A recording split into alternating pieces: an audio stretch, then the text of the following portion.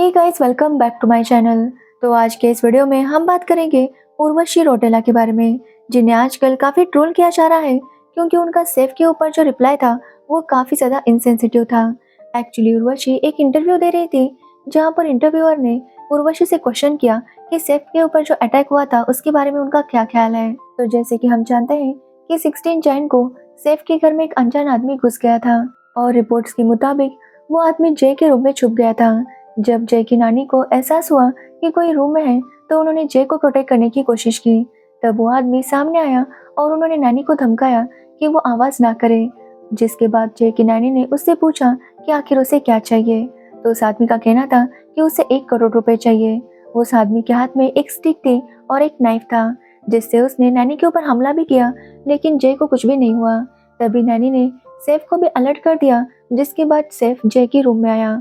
जिसके बाद उस आदमी ने सैफ के ऊपर भी हमला किया और वहां से भाग निकला। अब इससे पहले कि वो लोग उसे पकड़ पाते, वो वहां से जा चुका था। तो वही सैफ को काफी चोट लगी थी और उनके पास ड्राइवर अवेलेबल नहीं थे, इसलिए सैफ को ऑटो में लीलावती हॉस्पिटल भेजा गया। जब ऑटो वाले का इंटरव्यू लिया गया तो उसने कहा कि उसे पता नहीं था कि वो सैफ अली खान है। उसे लगा था कि कोई मारपीट का केस होगा, इसलिए वो जल्दी से हॉस्पिटल लेकर गया। ऑटो वाले ने कहा कि सैफ के साथ एक यंग लड़का और एक छोटा बच्चा भी था, जो कि 6 या 7 साल का होगा। अब ये सुनने पर लोगों को लगा कि शायद वो इब्राहिम और तैमूर होंगे, लेकिन आज सैफ के स्टाफ ने ये क्लियर कर दिया कि सैफ को हॉस्पिटल लेकर जाने वाला इब्राहिम नहीं था। एक्चुअली सैफ और इब्राहिम दोनों अलग अलग घर में रहते हैं और इब्राहिम का घर सैफ के घर से दूर है, इसलिए वो सैफ को हॉस्पिटल लेकर नहीं गया था, बल्कि सैफ के साथ उसका कोई डोमेस्टिक हेल्प भी उसे रिक्शा से लीलावती हॉस्पिटल लेकर गया था। जिसके बाद लोगों ने ये भी सवाल उठाए कि करीना कपूर कहाँ थी, क्योंकि ये हादसा होने से पहले ही करीना की बहन करिश्मा ने एक स्टोरी डाली थी कि वो लोग गर्ल्स नाइट आउट कर रहे हैं, जिसकी वजह से लोगों को लगा कि शायद करीना घर पर नहीं थी। लेकिन इसके ऊपर करीना का कोई स्टेटमेंट नहीं आया कि वो उस वक्त घर पर थी या नहीं। साथ ही ऑटो वाले से भी पूछा गया था कि जब सैफ को ऑटो में बिठाया जा रहा था तब करीना उनके साथ थी या नहीं, जिस पर ऑटो वाले का कहना था कि वो काफी डर गया था, जिसकी वजह से उसका ध्यान नहीं गया कि वहां पर करीना थी या नहीं। बस उसे इतना याद है कि एक औरत रोको रोको करके चिल्ला रही थी, जिसके बाद उसने ऑटो रोका था। जिसके बाद सैफ और वो उसका डोमेस्टिक हेल्प ऑटो में बैठ गए और सैफ लीलावती हॉस्पिटल चला गया, जहां पर डॉक्टर्स का भी ये कहना था कि सैफ को इतनी चोट लगी थी, लेकिन फिर भी उसने स्ट्रेचर भी यूज नहीं किया। वो चलते हुए अंदर आया और हॉस्पिटल में एडमिट हो गया। जिसके बाद सैफ की सर्जरी हुई और वो अब आउट ऑफ डेंजर है। लेकिन सैफ के इस हादसे की वजह से काफी लोग डर गए हैं, क्योंकि इतना बड़ा हादसा एक इतने बड़े सेलिब्रिटी के घर में कैसे हो सकता है, क्योंकि इन सेलिब्रिटीज के पास काफी सारी सिक्योरिटीज होती है, जिसकी वजह से लोग समझ नहीं पा रहे थे कि वो अनजान आदमी सैफ के घर में घुसा कैसे।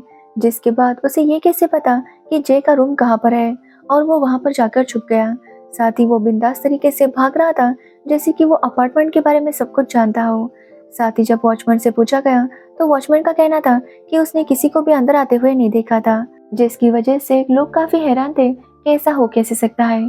पर काफी लोग सैफ को सपोर्ट कर रहे थे और चाहते थे कि वो जल्दी से रिकवर हो जाए। साथ ही पुलिस भी उस आदमी को ढूंढने की पूरी कोशिश कर रही है, लेकिन अभी तक वो आदमी पकड़ा नहीं गया। अब सैफ के इस अटैक के बारे में जब उर्वशी से पूछा गया तो उर्वशी ने कहा कि वो ये सुनकर काफी हैरान है कि सैफ के ऊपर ऐसा अटैक हुआ था।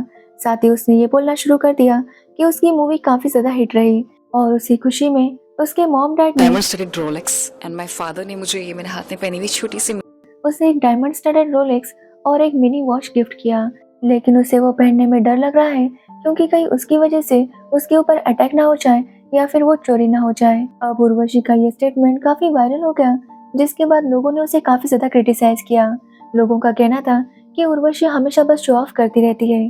अगर आप उसका इंस्टाग्राम देखोगे तो समझ जाओगे कि वो कितनी सेल्फ ऑब्सेस्ड है। और ऐसा पहली बार नहीं हुआ कि उर्वशी ने इतने इनसेंसिटिव तरीके से रिप्लाई दिया हो। उर्वशी अक्सर ऐसी कंट्रोवर्सीज करती रहती है, जिसकी वजह से उसे काफी बार बैकलैश मिलता रहता है। साथ ही कुछ टाइम पहले उर्वशी की मूवी डाकू महाराजा आई थी, जिसमें उर्वशी का एक सॉन्ग था जिसके डांस स्टेप्स काफी ज्यादा वल्गर लग रहे थे और इसकी वजह से भी उर्वशी को काफी ज्यादा क्रिटिसाइज किया गया था। लेकिन उर्वशी ने उन ट्रोल्स पर बिल्कुल भी ध्यान नहीं दिया। उसका फोकस बस ये था कि उसकी मूवी सुपरहिट हो गई।